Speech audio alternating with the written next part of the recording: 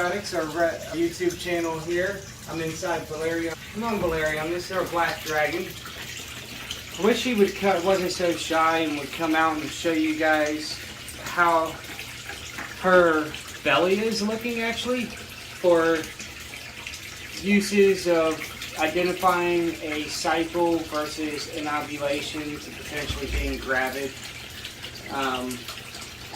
She's about a month in from the first locks, so I'm not noticing too big of signs of potentially being gravid or, you know, signs of laying any eggs in here in the enclosure or anything. Here, one more Valerian. Come on. For the camera, come on up. Come on up. There's Valerian. There's that girl. She's getting a lot better with me. She's just freaked out because I'm in here talking a lot, and, you know, with the camera. So we're going to go over here. I'm going to show you some stuff with Miyagi. Really hoping, fingers crossed, that we get some good eggs here from Valerian and Littlefoot, which was a het black dragon. Now, down here is Miyagi. Now I want to show you guys the difference between a cycling monitor, which I really think she's starting to cycle Miyagi. See the plumpness of the belly. Now you got to be able to identify that from just an obese fat muscle. I say she's cycling, plus it's been over 3 weeks since she's laid her last clutch. So I would say that she's starting to cycle again. You really want to know, if you really want to know like scientific breakdown to know the difference between a cycle and an ovulation of potentially gravid female, I want to refer to the Croc Doc and recommend his videos. He's got an 8-part video. He goes really scientific about it with the diagram showing you like on a chalkboard, or I think it's like a whiteout board, where he like shows you the difference. He's almost like a doctor. Heck, maybe that's why they're considering, you know, the Croc Doc. Makes sense now. Watch his videos if you want to go into a little bit more detail versus what I'm showing you. Heck, I opened her up and didn't even give her her rat. Come on, Miyagi. Come on up here and get your rat. I'm going to give her 2, and then we're going to go ahead and pair her probably tomorrow with Haru. You got to feed your females heavy. These rats are about 70 grams a piece. These are smalls. I'm feeding her daily right now. Like I said, I know she's not an obese monitor because a week ago she wasn't like that, and they're not typically going to get obese. Plus, she doesn't look obese, but if you look at like the sides and underneath her belly, how it's just starting to kind of protrude out a little bit. Like, see my hand, like the curvature right up through there. I better watch my finger. Miyagi. Let's go ahead and give her mate, Haru, his rat. He said you don't have to feed your males quite so much. Haru, you happy to see me, or you know I'm bringing you a rat? You know I'm bringing you a rat, huh, buddy?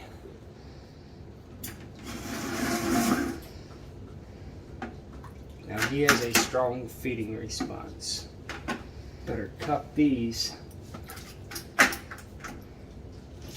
There you go, you eat rats, bud.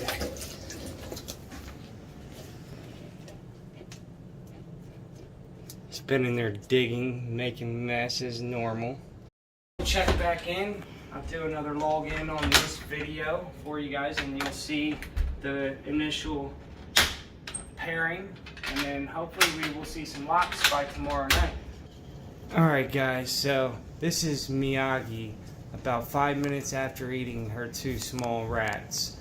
Now you can really kind of see, of course she does have a belly full of rats now, but you can really kind of see how they utilize their basking site to metabolize that food into energy production for egg production, I should say.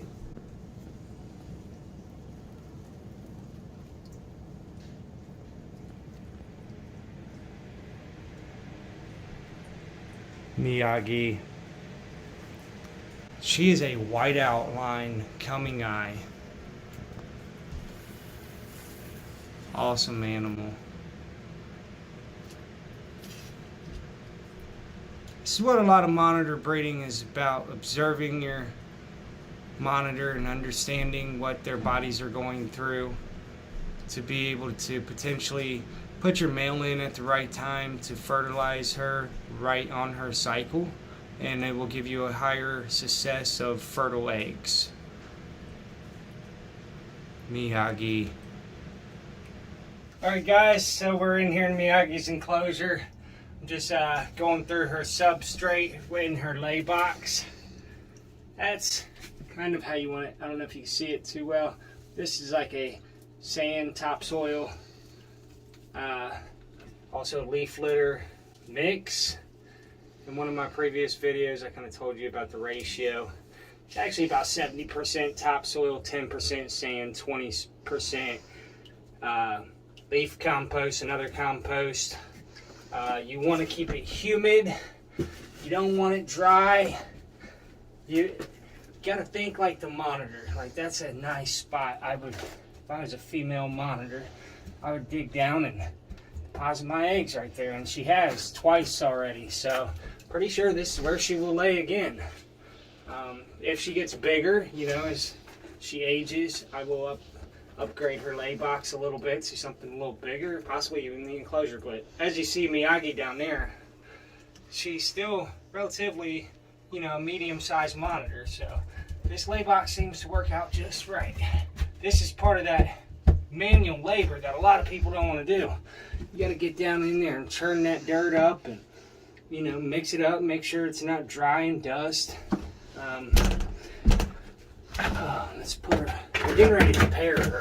That's why I just, you know, I'll do this once again before she lays. If you stay on top of it, it's a little easier. Like, I literally just did that in a few minutes. Wait to the last second. Yeah, it's gonna be rough. I'm actually gonna crawl in here. I'm gonna mix up some of this substrate too. She might not like me coming in here right now. I just sprayed it down.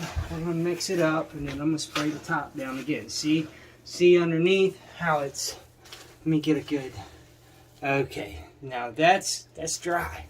You don't want that. So we're gonna till this dirt. I know, Miyagi, I'm a terrible, a mean guy. Alright guys, so this is about 30 minutes after the first initial introduction here between these two for their third pairing, meaning third time I've tried to breed these guys. Been successful at it so far twice. Got eggs incubating now. This is what's considered the courting. They are licking each other, tongue flicking each other.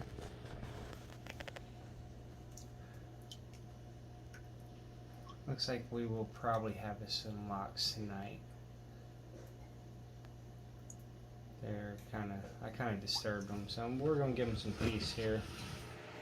Alright guys, so it's a few hours into the introduction here of pairing these guys up. As you can see, the head twitching. I'm disturbing the heck out of them right now, but I just really wanted this to be educational for you guys to see. I'm pretty confident that he'll get her. He uses his back legs. That's why it's very important that the males keep their toes and their claws on their hind legs to be able to inspire the female for breeding by kicking the leg or scratching like her tail base and her hind area to be able to raise that tail up for the lock. Like, you'll see, he'll get her. There you go. Almost.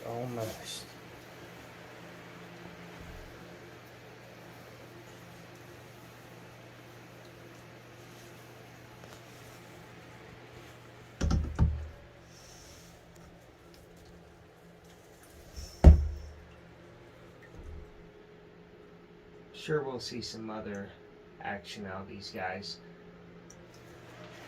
Typically, the copulation period lasts for about 7 to 10 days. Not that they'll be locked up 7 to 10 days, but like they will lock up periodically for 7 to 10 days.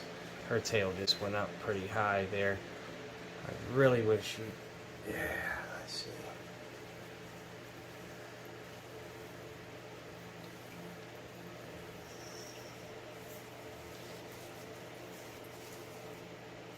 And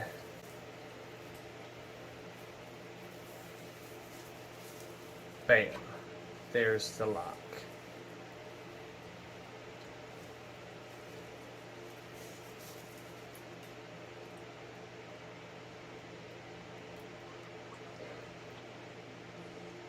That is a successful lock.